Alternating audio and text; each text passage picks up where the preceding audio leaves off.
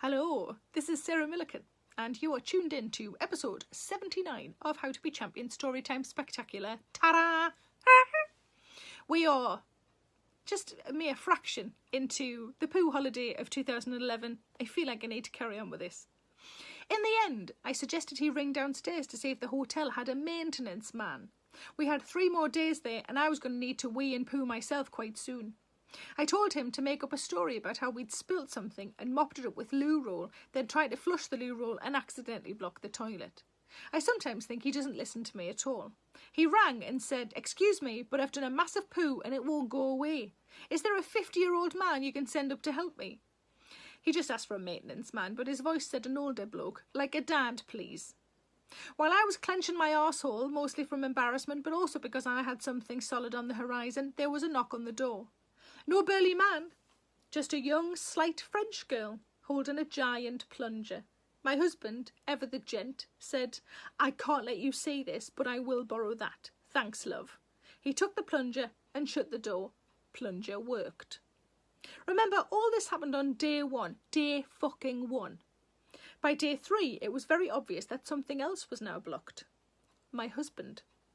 Too much meat had taken us through Pooh Mountain to a brick wall, like the one Wile E. Coyote uses to try to kill the roadrunner, but on this one he'd painted a big sore tummy. We tried everything: padded hangers, carrier bag, hand towel, industrial fluid.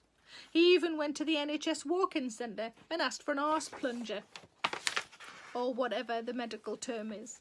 At one point he had all of this in his system: prune juice, 2 bottles of; syrup of figs, 1 bottle of; grapes, some of; over-the-counter bad stuff as recommended by the doctor at the NHS walk-in place; something else herbal from one of Brighton's wanky shops; Senecot, maximum dose. I was surprised the amount of liquid didn't just force the shit out. I suppose it did, gradually, thankfully. We were a bit scared he was just going to go bang. We had second-row seats for Joseph and the amazing Technicolor Dreamcoat that night, and we were worried the poor bloke's coat was going to be just the one colour that night. It was brown and brown and brown and brown. And the How to Be Champion tip at the end of this chapter. There's 3 of them, actually. Don't eat just meat. Cheaper hotels have more versatile hangers. Give all holidays names. And now we move on to chapter 36, which is called The BAFTA Article. In 2014, I was nominated for a BAFTA for my television programme. I was up against Charlie Brooker, Graham Norton and Anton Deck, so I was just going for a lovely night out. It all went to shit. Here is an article I wrote for my column in the Radio Times. I am a comedian. You may or may not find me funny, but the fact remains that I am a comedian. This feels like a defensive start to a column, but you will soon understand why. Last year I was nominated for a BAFTA. Me, the quiet girl at school, the awkward girl at college, the funny woman at work, a BAFTA. And in a genderless category too, alongside the entertainment greats, Graham Norton, Charlie Brooker and Anton Deck. It felt ridiculous, but I was thrilled. I've been nominated for awards before, even won a couple, and it really is the best. If winning is chips and gravy, then being nominated is still chips. Lovely, lovely chips. On the run-up to the ceremony, plans were made.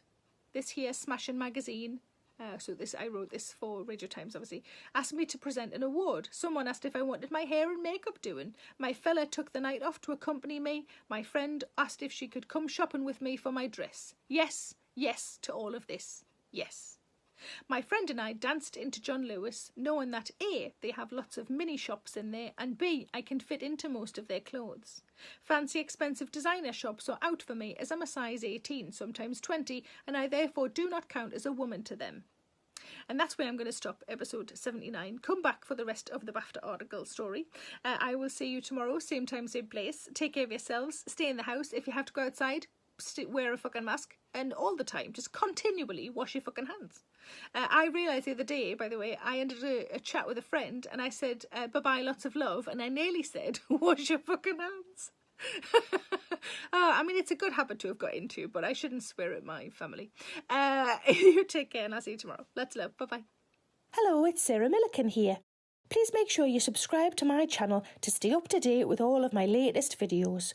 Don't forget to like, pop a comment below, and why not stick around to watch a few more? I'm sure those emails or those dishes can wait a bit longer.